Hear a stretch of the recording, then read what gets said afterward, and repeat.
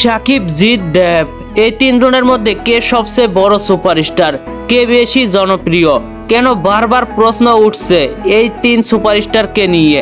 এই বিষয়টাকে কেন্দ্র করেই আজকের এপিসোড। তো চলুন মূল গসিপে। সাকিব, জিৎ এবং দেব মিলেই বাংলা ইন্ডাস্ট্রি, এই কথাটা সাধারণ দর্শকরা বুঝলেও কিছু লোক বুঝে না। শুধু তুলনা করেই একজনের প্রিয় হওয়ার চেষ্টা কিছু ইউটিউবার, কন্টেন্ট ক্রিয়েটরের। সাকিব খানের ভক্তকুল, জিতের ভক্তকুল কিংবা দেবের ভক্তকুল, এই তিন সুপারস্টারের ভক্তকুল মিলেই কিন্তু বাংলা ইন্ডাস্ট্রি, এটা মানতেই হবে। বাংলাদেশের মালেক আফসারি বলে একজন কন্টেন্ট ক্রিয়েটর সাকিব খানকে উপরে উঠাতে গিয়ে কলকাতার সবচেয়ে বড় দুই সুপারস্টারকে ছোট করে কথা বলছে। এতে কার লাভ হচ্ছে? সত্যি কি সাকিব খানের লাভ হচ্ছে? আরে না, সাকিব খানের ক্ষতি হচ্ছে। খুব শীঘ্রই কলকাতা এবং বাংলাদেশে মুক্তি পাবে সাকিব খানের তুফান। এই তুফান কি কলকাতার দর্শকরা দেখবে? হ্যাঁ দেখবে, তবে ইফেক্ট পড়বে। যখন বলবে বাংলাদেশে সাকিব খানের ভাত নেই, এখন দেবজিৎ রাজ করছে বাংলাদেশ, তখন খাদান কিংবা বুমেরাং মুভিটি বাংলাদেশে যদি মুক্তি পায়, তাহলে কি দর্শকরা সিনেমাটি দেখার আগ্রহ দেখাবে? নিশ্চয় না।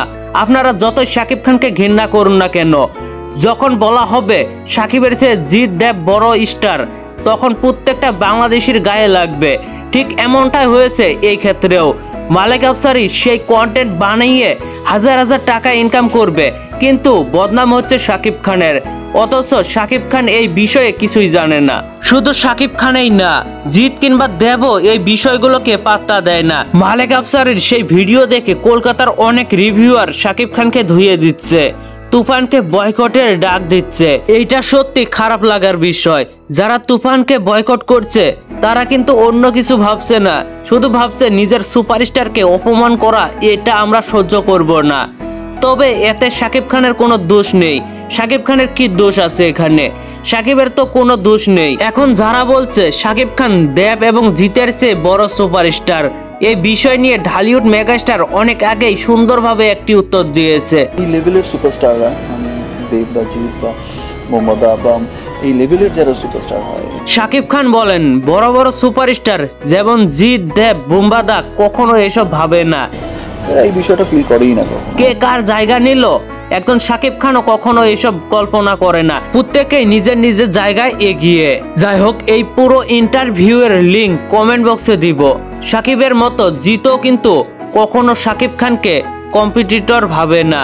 জিৎ নিজেও এক ইন্টারভিউতে এমন কথা বলেছেন। অ্যাজ আ পার্সন আমি সাকিবকে মিট করেছি আগেও। সাকিবকে আমার বেশ ভালো লাগে এবং তার সাথে মাঝে মাঝে দু একবার ফোনেও কথা হয়েছে। সুপারস্টার জিতের কাছেও এসব ম্যাটার করে না। জিতও কম্পিটিটর ভাবে না সাকিব খানকে। সাকিব এবং জিতের মতো দেবও কিন্তু বিভিন্ন ইন্টারভিউতে এই বিষয়গুলোকে সাধারণভাবেই দেখে। কিন্তু এই তিন সুপারস্টারের কিছু ভক্তের ভাবসাব দেখলে মনে হয় জিৎ, দেব এবং সাকিব খান হয়তো কত বড় শত্রু। আমি সাকিব খান, জিৎ এবং দেবের ভক্তদের অনুরোধ করব, কিছু ভিউ ব্যবসায়ী, কন্টেন্ট ক্রিয়েটরের এমন উস্কানিমূলক মন্তব্যগুলোকে আপনারা উপেক্ষা করুন। তাই নিশ্চয় বাংলা ইন্ডাস্ট্রি এগিয়ে যাবে। সবাই এক হয়ে থাকুন। ধন্যবাদ পুরো ভিডিওটির সঙ্গে থাকার জন্য।